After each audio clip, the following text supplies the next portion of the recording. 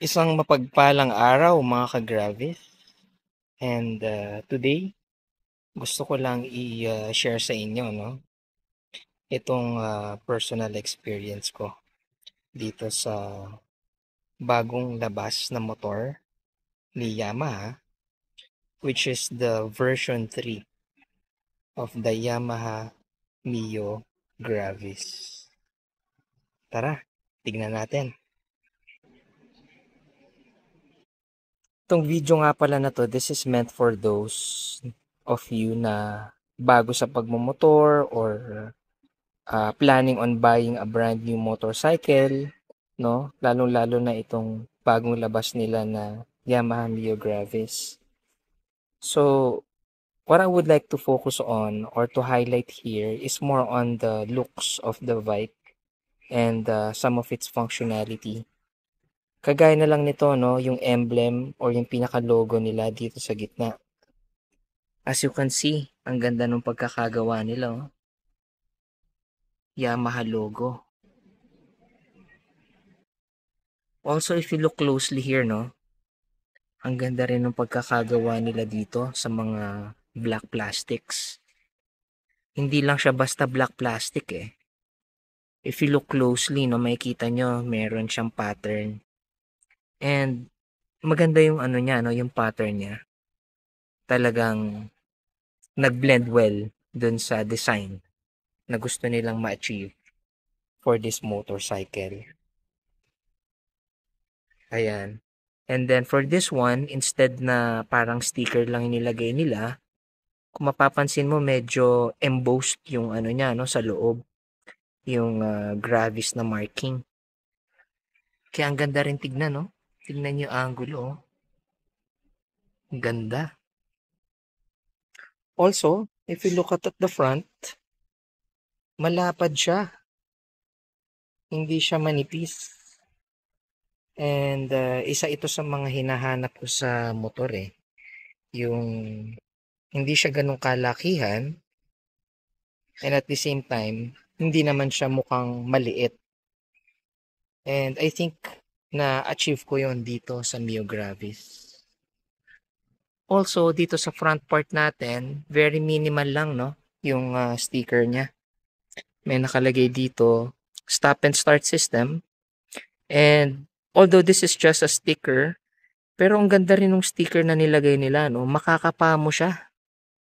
Hindi siya yung parang bastang sticker lang na ordinary, no? Makakapa mo siya, oh. Ramdam mo siya. And this is yung pinaka-latest na matte brown color nila. Yung previous version, yung version 2, yung pagka-matte brown nun, usually ang tawag nila parang kape, yung kulay eh. Ito naman, yung pagka-matte brown nito, parang may pagka-camouflage yung datingan niya, no? So, same texture to, same texture din siya. Yan. Very elegant. Talagang pagka nakita nyo to sa personal, I'm sure may in love kayo dito. Ito po, napakasimpleng design element, oh. Ganda ng pagkakagawa. Pati ito. Talagang pinag-isipan ni Yamaha yung paggawa niya dito sa Gravis. And then if you look closely dito sa baba, ayan, medyo matapang yung datingan niya. And parang merong konting protrusion dito, no? Parang pangil. Yan. And then same goes dito sa kabilang side. Pwedeng kabitan ng ano to, MDL. So, let's have a closer look dito sa ilaw niya, no? I think LED na to, no? Kasi when I turn this one on, bright white light na siya. So, LED na yan. Pero for the turn signals, ito, turn signals niya, naka-bulb type pa siya. And then, this one right here, to yung part na yan, ito yung parang pinaka daytime running light niya. So, kasama sa forma niya. Tignan din natin closely yung tapalodo nito. Talagang pinag-isipan din nila, oh. Talagang ang ganda ng design, oh. Pagka tinignan mo yung angle niya, oh, yung mga lines niya, oh. Ganda ng pagkakagawa. Ayan. So, hindi siya parang for the sake of having a tapalodo, no? Kumbaga parang inilagay na lang nila. Pero for this one, talagang ano, yung pinag-isipan nilang mabuti kung paano nila gagawin na maganda yung tapalodo nila. Ayan. Angas na mukha, oh. So, pagka nag-bright light ka, no? Ito yung iilaw yung nasa gitna. And then, itong nasa left side and yung nasa right side, pagka naka-normal lights ka lang, no? And, ano siya, medyo spread out yung lights niya. Ito po, oh. Ganda rin ng ano, ng gulong ni Yamaha Gravis. Kung ipang de-daily mo lang to, IRC. Branded na, no? Magandang klase na rin siya for daily. Kaya talagang tatagal din siya sa'yo. Ito pa, may markings pa siya dito, oh. Kung kailan siya minanufacture. 0925. So that means on the 9th week of 2025 lang ginawa itong gulong na ito. And this is not just your ordinary na tire or gulong, no? Kasi oftentimes pagka sa motor, mapapansin mo, lalo na pagka stock galing ka sa hindi ganun kakapal yung tires na kasama nung motor. Pero ito, titignan mo, panalo na ang kapal niya. So kung pan-daily mo lang talaga siya, I think you have everything that you need here. Ayan. Ito naman yung calipers niya, no? Brake disc natin. Pati yung pag-measure ng speed, yung sa speedometer natin. Okay. Very minimal lang din yung ano niya, no? Pagka tinignan natin yung mga stickers. Ito yung kinagustuhan ko dito Hindi siya masyadong maraming stickers. And if you look closely here, ang ganda ng angle din niya. Titingnan mo pa ganyan siya. Parang sweeping lines. Yan. And then, merong minor Yamaha sticker dito.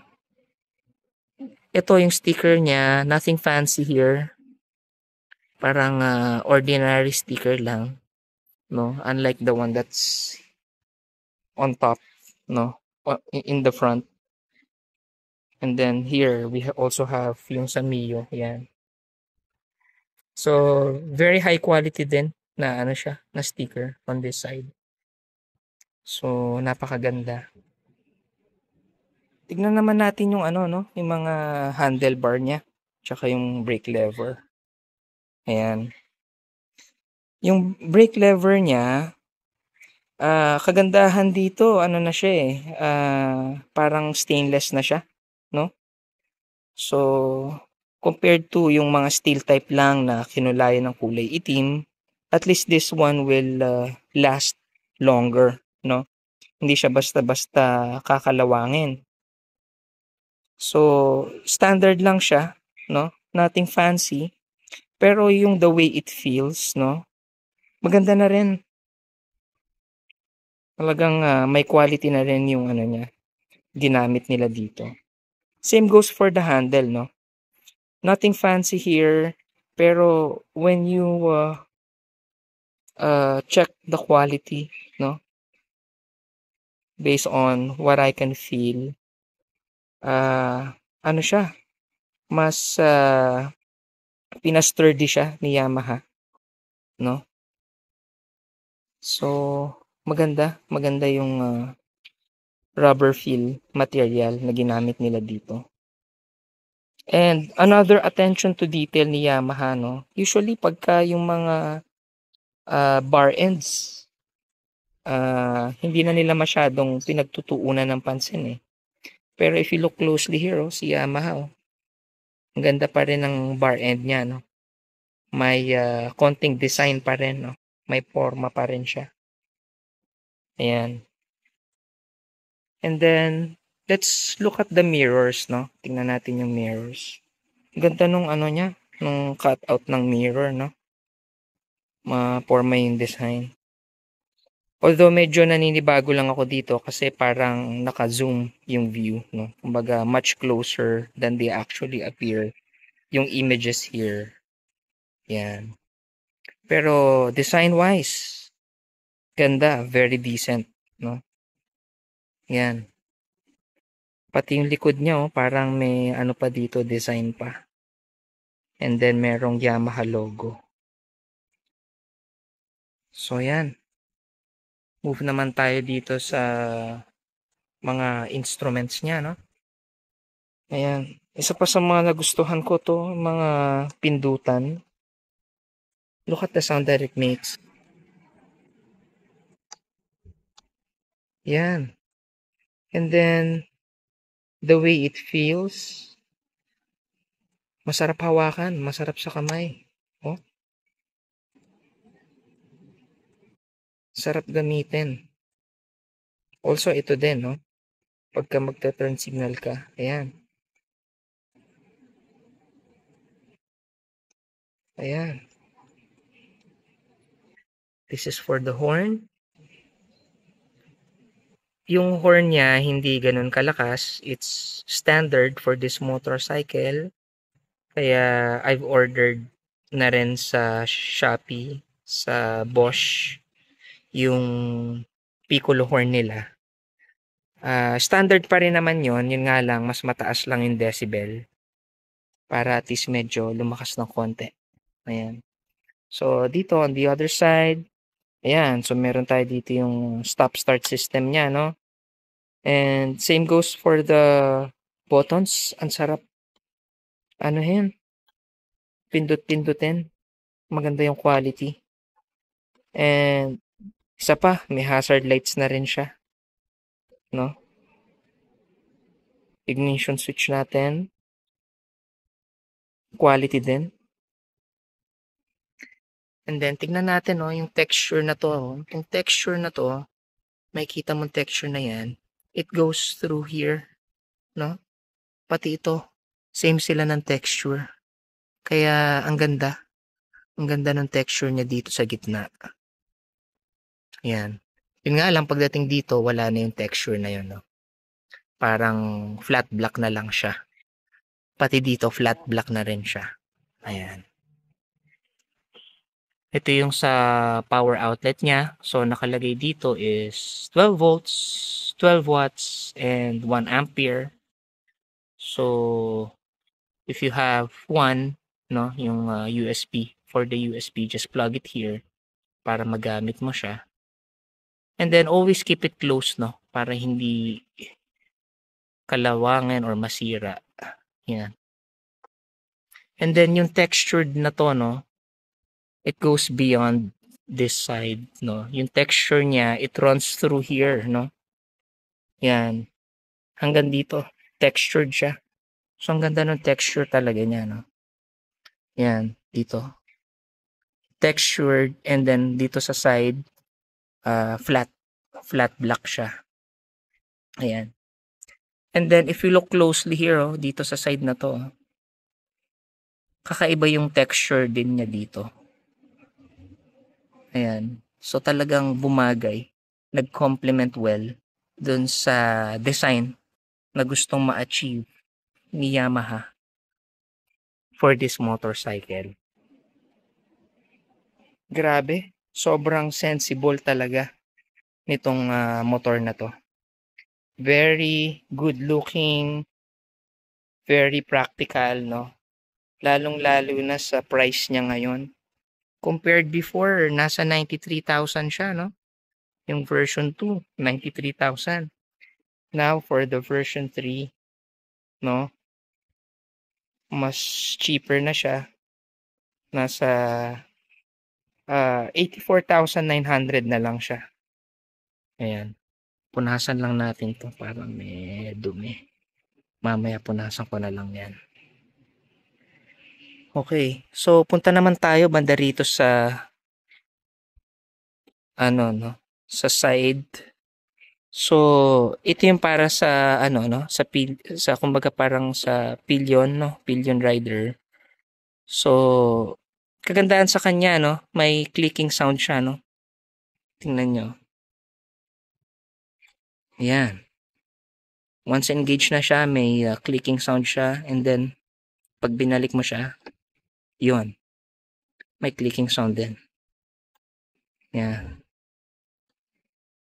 Yun. Ganda. Okay. And then, for this part, flat black. And then, merong embossed design ulit dito sa side na to. And then, very minimal sticker. And then, isa ito sa mga nagustuhan ko, no? Yung embossed Mio and Gravis, no? Na emblem. Ganda. Sana pagka nakita nyo to sa personal, no? Sobrang ganda niya. Talagang bagay na bagay sa motor. And maganda yung layout niya, no? Kasi pagsakay ng rider, so yung legs niya align dito, no? Naka-align dyan. So, ang tendency is kita pa rin. Kita pa rin tong emblem, no? So, nandiyan dyan yung legs ni rider. Nakaupo siya dyan. So, kita pa rin. Ganda. Ganda nung pagkakalagay nila. Ayan.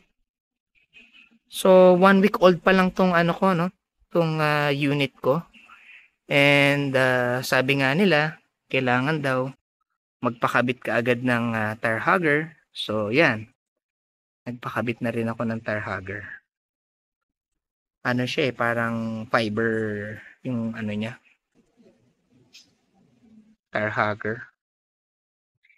Ayan. When it comes to the muffler, simple lang naman siya, no? Nothing fancy dun sa muffler niya. Pero it still blends well dun sa overall design, no? Ayan. And then, tingnan natin yung grab bar, no? Yung grab bar niya. Ganda. Makinis yung grab bar. Sarap hawakan, no? Kaya nga, yung in-order ko na bracket para dun sa top box, ano siya yung tinatawag na grab stay. So, ibig sabihin nun, hindi na nila kailangan tanggalin ito. Kumbaga, idadagdag na lang nila dyan yung bracket para ma-install yung top box. So, I'll share another video, no, with the top box para ma-appreciate nyo rin siya. So, dito naman tayo sa likod. Tignan natin yung likod niya, no. Yung likod ni Mio Gravis, ayan. For me, simple lang siya, no. Nothing too fancy dito sa likod natin. Pero one thing that I really appreciate here is the fact na hindi na siya kagaya ng ibang motorcycle na nakahiwalay pa yung mga turn signal. And ang advantage nun is lalo na pagka nagpa-park ka, no? Kasi chances are, no, na may makasagi dun sa side signal mo, and pagka nasagi yun, there's a tendency na maputol. So with this one, isahan na lang siya, no? And wala na ring masasagi. So very well thought of design din yung pinakalikod niya. Ayan. So yan, no? Although hindi siya ganun ka fancy, no, yung pinakalikod. Pero for me, maganda pa rin. Maganda pa rin siyang tignan. Ayan.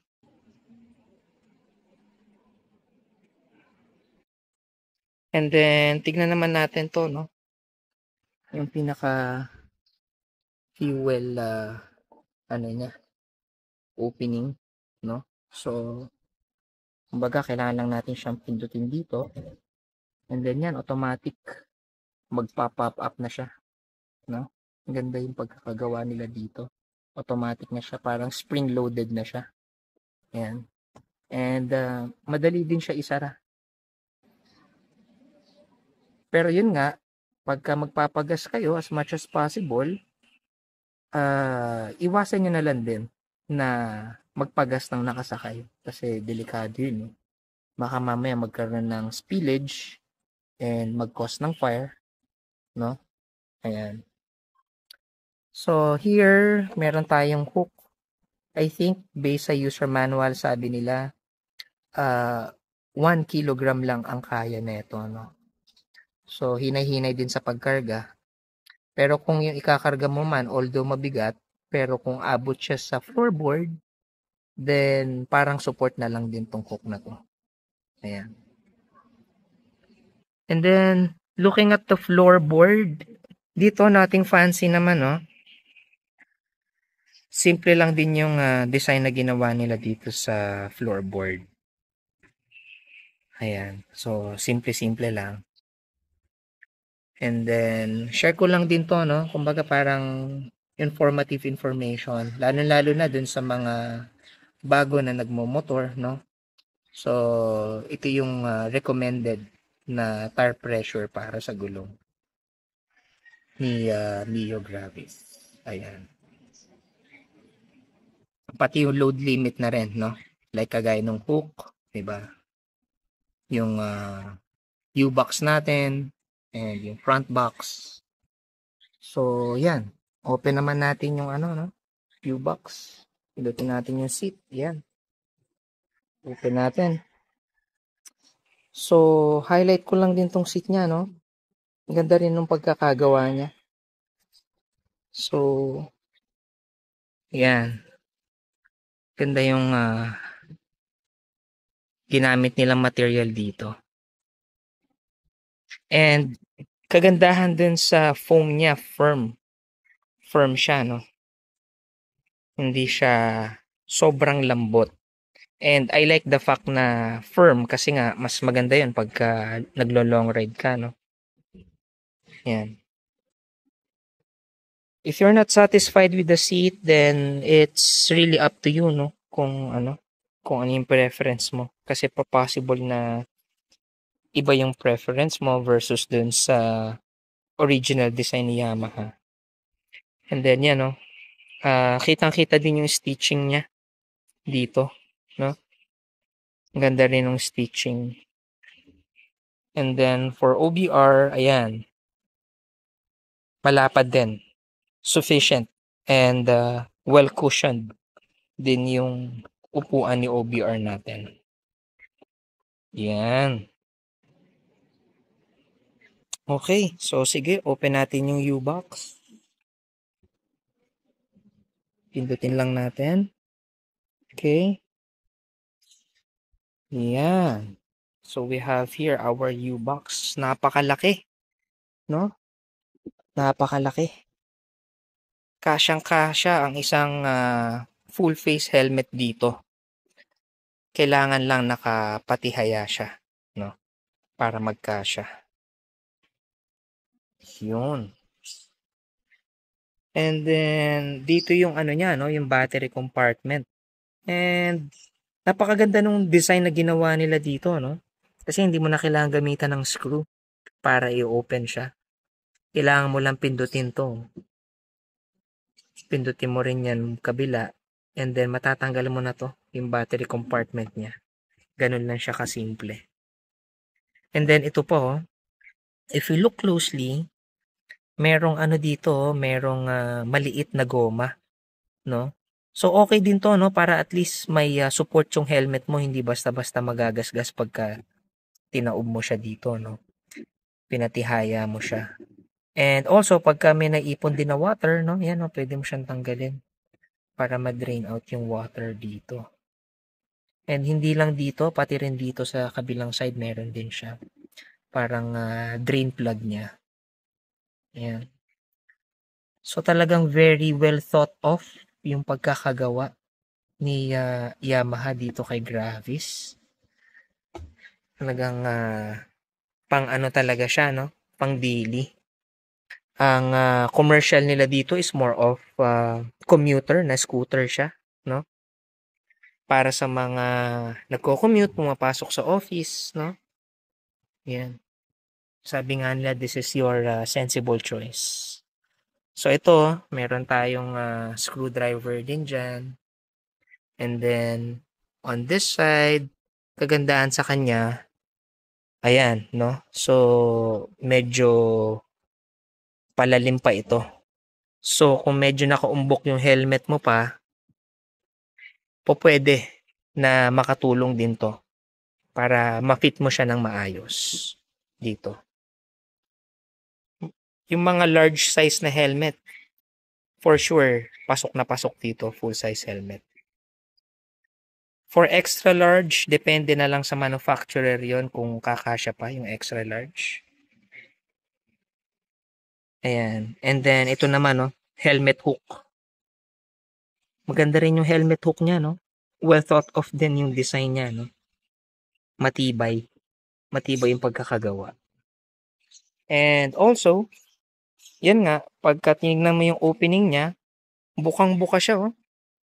Oh. Open na open. Talagang very practical nito ni ano, no?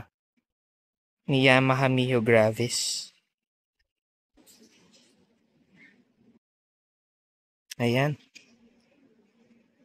So, sa mga subscribers ko at mga first time pa lang na makapanood ng ating video vlog, I'm hoping and I'm praying also na soon magkaroon na rin kayo, no, ng pinapanalangin nyo na unit. And if this one is for you, then it will come to pass, no? Magkakaroon at magkakaroon ka rin yan. Okay? So, I think hanggang dito na lang muna. See you on my next vlog and thank you for watching.